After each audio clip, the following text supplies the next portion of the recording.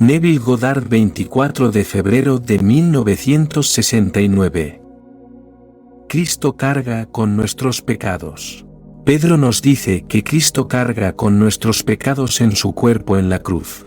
Y el profeta Isaías dijo: Él toma nuestras enfermedades y carga con nuestras dolencias. ¿Quién es este ser que carga con nuestros pecados, nuestras enfermedades y nuestras dolencias? ¿Cristo? ¿Nuestra maravillosa imaginación humana? Cuando estás en dolor o experimentando una profunda tristeza, tu imaginación es la que sufre. Si un amigo te dice que no se siente bien o que está en gran dolor, y le dices que su imaginación, llamada Cristo, es la que está sufriendo, tu amigo no te creería, porque él concibe a Cristo como alguien distinto a sí mismo. Pero Cristo es la imaginación humana, y hasta que el hombre descubra esto por sí mismo, la Biblia no tendrá sentido alguno para él. Se nos dice: en el principio era el Verbo, y el Verbo estaba con Dios y el Verbo era Dios. El Verbo se hizo carne y habita en nosotros. Esa palabra es tu yo soy. Y si el Verbo es Dios y habita en ti como tu conciencia, ¿no es Dios quien sufre cuando dices: ¿estoy sufriendo? Habiendo revelado justo ahora el nombre de Dios, estás confesando que Dios está en dolor, por lo tanto, ¿no carga Él con todos los sufrimientos del mundo en su cuerpo mientras está en la cruz de la humanidad? Cuando hablo de la alegría de despertar al conocimiento de quién es realmente Dios, pensaría que todos estarían ansiosos de experimentar esa conciencia. Sin embargo, solo una pequeña parte dirá sí. Un amigo escribió, diciendo: mi esposo solicitó y recibió un puesto temporal como carpintero, trabajando para el sistema escolar de Los Ángeles. Cuando fue despedido dijo: me llamarán de nuevo para otro periodo temporal. Sugerí que si quería trabajar allí de manera permanente podía hacerlo, si lo imaginaba. En cambio, me dio todas las razones por las cuales un puesto permanente no era posible. Recientemente lo llamaron de nuevo para otro puesto temporal. Cuando le recordé lo que había imaginado hace 6 meses, no quiso reconocer su cosecha de la semilla que había plantado y se enojó mucho. Mientras hablaba, nuestras almas hicieron contacto y lo escuché decir: estoy dormido y no te atrevas a despertarme. Su esposo, como el 99% de las personas del mundo, no quiere despertar, sintiendo que si despierta a un nivel superior perderá los placeres de la carne. Un amigo, un dramaturgo muy exitoso, con muchas estrellas famosas como sus clientes, solía escuchar mis visiones y mis interpretaciones de las escrituras por un corto tiempo, luego me decía que ya había escuchado suficiente. No quería ir más allá del punto de la curiosidad, para interesarse y desear el mundo espiritual, porque temía perder su contacto físico con la vida y solo le interesaba el sexo. Tenía dinero y todo lo que el dinero podía comprar, y le encantaba jugar en el campo del mundo teatral. Murió hace unos años y ahora está restaurado a un cuerpo como el que tenía aquí, solo joven, lleno de vigor, ansioso de continuar su vida sexual. Este hombre no ha sentido la hambruna que es enviada. No es un hambre de comida o una sed de agua, sino de escuchar la palabra de Dios. Y hasta que esa hambruna te posea, la palabra de Dios no mantendrá tu interés. Podría ir a la radio y la televisión o escribir artículos para los periódicos sobre mis experiencias, pero, como el esposo de la dama, dirían: estoy dormido y no te atrevas a despertarme. Ahora, Dios y su palabra son uno. Así que si Dios envió su palabra, entonces se envió a sí mismo declarando: el que me ve, ve a aquel que me envió, porque yo soy la palabra que no volverá a mí vacía, sino que debe cumplir lo que propongo y prosperar en la cosa para la que fui enviado. El hombre exterior es la palabra externa, que viene primero. El hombre interior es entonces enviado para animar y eventualmente dar vida al hombre exterior cumpliendo la palabra. Y cuando el hombre exterior tiene hambre de la palabra de Dios, todo lo dicho en las Escrituras sobre el plan de autorredención de Dios se cumple en él. Él no redime a alguien más, ya que no hay nadie más. Somos los dioses que descendimos y Dios solo puede redimirse a sí mismo cumpliendo las Escrituras. Ahora otra dama compartió esta visión diciendo: estoy parada en medio de una enorme multitud. Todos a mi alrededor están gritando: está loco, está loco, está loco, está loco, una y otra vez. Caminando rápidamente para descubrir a quién se refieren, veo a un hombre parado solo al frente de la multitud. Reconociéndolo como el hombre que amo, corro hacia él y grito: te amo, te amo. Aunque la multitud se abalanza sobre él y lo golpea, continúo expresando mi amor. De repente él pone sus manos sobre mi cuello. Siento sus pulgares presionar mi garganta y siento como si fuera a morir. Luego se libera la presión. El hombre levanta sus manos, que se convierten en dos alas blancas, que me acarician con un amor indescriptible mientras despierto. Esa noche, esta dama cumplió los capítulos 40, 48, 51, 52 y 53 de Isaías. Le digo sin ninguna duda en mi corazón, que está muy cerca de la salvación. Todo en su maravillosa visión se hizo visible. Ella era el hombre y la multitud. Ella se envió a través del infierno porque se ama a sí misma, al igual que tú y yo. En la encantadora canción de Blake, un niño pequeño perdido, dijo: ni uno ama a otro como a sí mismo, ni venera a otro tanto. Ni es posible para el pensamiento conocer un mayor que a sí mismo. ¿Cómo puede el pensamiento conocer un pensamiento mayor que sí mismo? ¿Cómo podrías amar a otro más que a ti mismo? Es imposible, porque no hay otro. El amor es el ser que juega cada parte.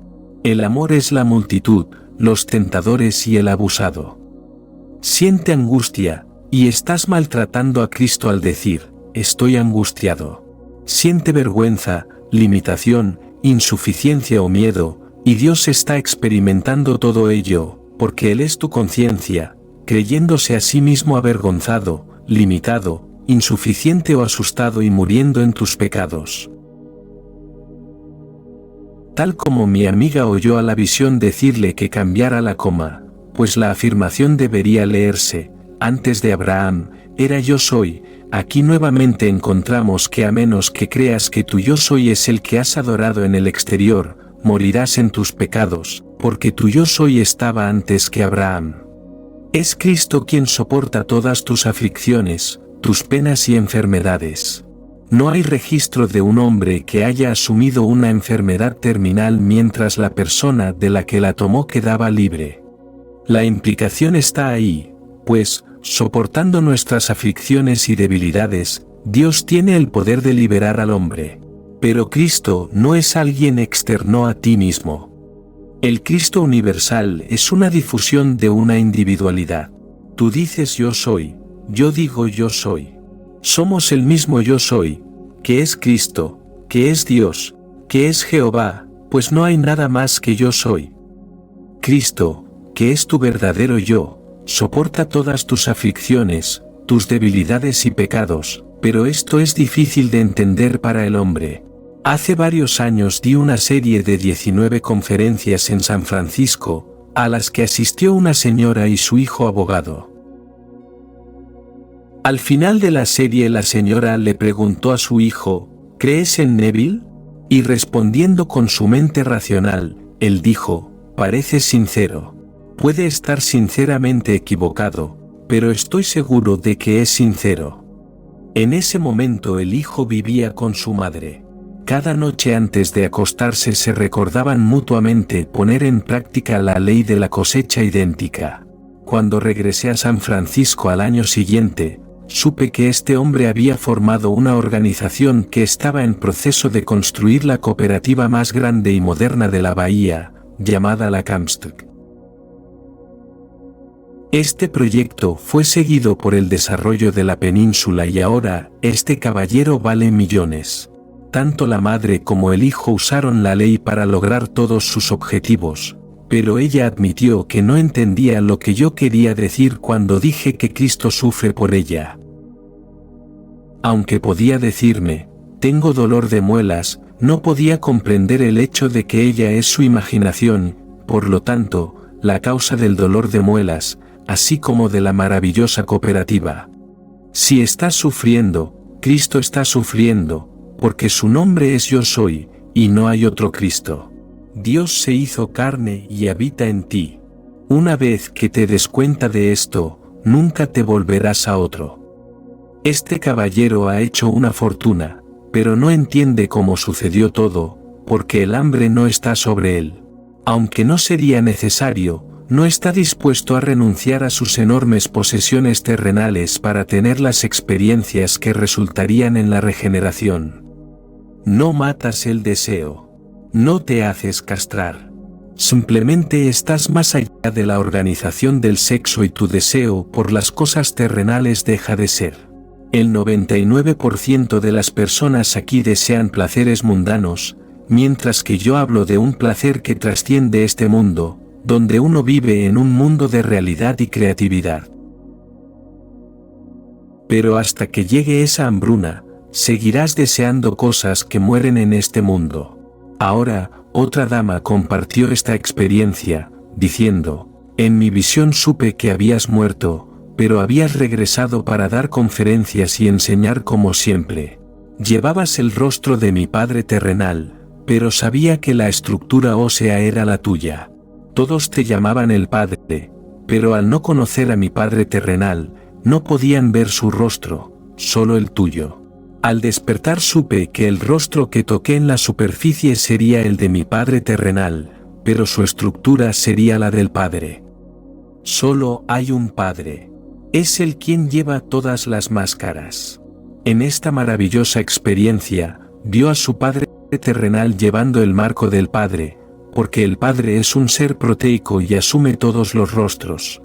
Ella vio la base, la estructura ósea del hombre que le contó la historia de la salvación, llevando el rostro de su Padre terrenal.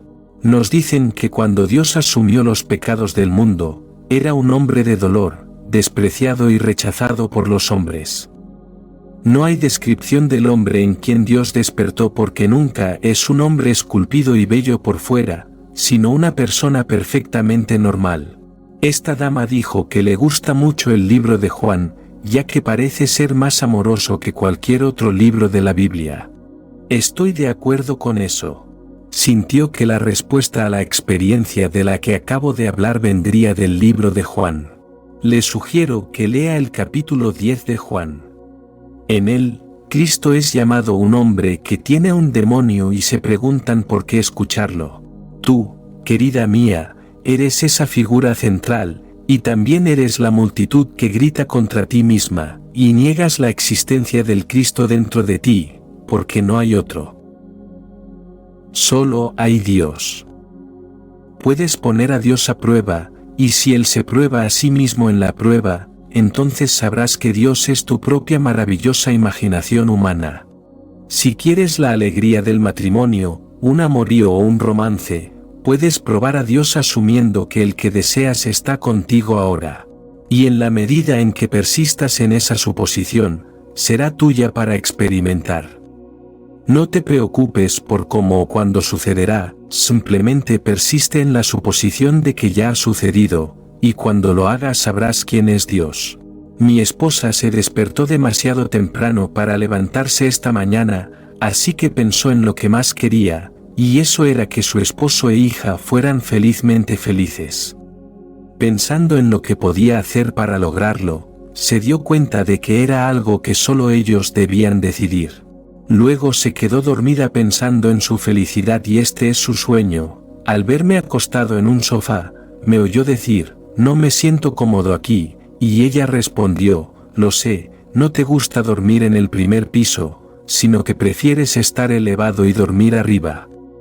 Luego el sueño cambió y ella estaba armando un rompecabezas con nuestra hija Vicky, quien comenzó a reír mientras levantaba una pieza del rompecabezas y la veía caer en su lugar perfecto. Mirando a Vicky, se dijo a sí misma, nunca la había visto verse tan bonita y estar tan felizmente feliz. Luego se despertó. Su deseo de felicidad fue respondido en la profundidad de su ser y ahora debe salir a la superficie. Jesucristo es tu propia maravillosa imaginación humana y su historia trata toda sobre ti. Contada en tercera persona, está escrita como si otro estuviera sufriendo por ti, sin embargo, sabes que eres tú quien está sufriendo. Te digo, que a menos que creas que tu conciencia de ser es Dios, seguirás fallando en tu objetivo, permaneciendo así en pecado. Yo soy es la clave de la Escritura. Llamado Jesucristo en el Nuevo Testamento, el nombre de Dios Padre se revela en el Antiguo Testamento como Yo soy. Habiendo venido al mundo para cumplir la palabra, no puedes volver vacío sino que debes lograr aquello que te propusiste y prosperar en la cosa para la cual te enviaste. Después de inspirar a los profetas a contar tu historia, viniste no solo para cumplir su profecía, sino también para compartir tus experiencias para alentar a otros. El Antiguo Testamento es un plano profético que cumplirás, pues tú eres el Jehová del Antiguo Testamento y el Jesucristo del Nuevo. Puedes aceptar esta verdad o rechazarla, pero lo que te estoy diciendo es cierto. Cristo no es un hombrecillo, sino la individualidad universalmente difundida de la que somos parte. Así que cuando uno despierta y le sigue el segundo, el tercero despertará y eventualmente todos los individuos universalmente difundidos despertarán en ese glorioso cuerpo llamado el reino de los cielos. Habiendo venido y superado el mundo de la muerte, seremos victoriosos sobre nuestro desafío. Los hombres de ciencia nos dicen que el universo se está derritiendo y que un día llegará a su fin. No voy a cuestionar esto, pero sí sé que la imaginación vino a este mundo de muerte para superarlo. También sé que nada muere, porque somos la imaginación inmortal que se vistió con estas prendas de carne que mueren, pero nosotros, su espíritu dador de vida, no podemos morir. No puedo obligar a nadie a desear mis experiencias. Mi familia en Barbados vive cómodamente y sabe que gana mucho más de lo que yo gano. Juzgan a un hombre por lo que tiene en este mundo y no les interesa quién es. No pueden entender por qué un hombre de mi edad sigue haciendo lo que estoy haciendo, cuando podría mudarme a Barbados y vivir a cuerpo de rey con todos los gastos pagados por el negocio. Y no puedo persuadirlos de que me escuchen porque el hambre no está sobre ellos. Hasta que ese hambre por escuchar la palabra de Dios te posea, seguirás poseído por el mundo. Puedes convertirte en el Papa, pero eso no significa que anhelas la palabra de Dios. Puede significar que anhelas el poder que reside en la oficina del Papa, el hambre de ser reconocido y alabado. Pero cuando el hambre de experimentar la palabra de Dios te posea, sabrás que tú, la palabra, te enviaste. Entonces entenderás las palabras, el que me ve, ve al que me envió, porque cumplirás la palabra de Dios. Debe haber dos testigos, uno externo y uno interno. El testigo externo es la Escritura, y tú que tienes la experiencia espiritual eres el testigo interno. Sabiendo que tus experiencias son paralelas a las Escrituras, sabes que el Padre en lo profundo de tu ser vigila para asegurarse de que todas las piezas estén en su lugar y la imagen de su propósito declarado sea perfecta. Habiendo profetizado lo que debe suceder, Dios lo cumplirá, y tú, la imagen del Dios invisible, irradiarás su gloria y te convertirás en la imagen expresa de su persona. Entonces serás utilizado como la estructura ósea sobre la que se colocará cada rostro para revelar al que tiene la experiencia, el significado de ser Dios Padre. En la visión de mi amiga, todos me referían como el Padre. Su padre era un padre, pero yo soy el Padre sobre el cual se coloca el rostro de cada padre. Ella sabía que yo había muerto y había regresado, solo para contar la historia del plan de salvación de Dios para redimirme a mí mismo, pues solo hay Dios en el mundo. Ahora, entremos en el silencio.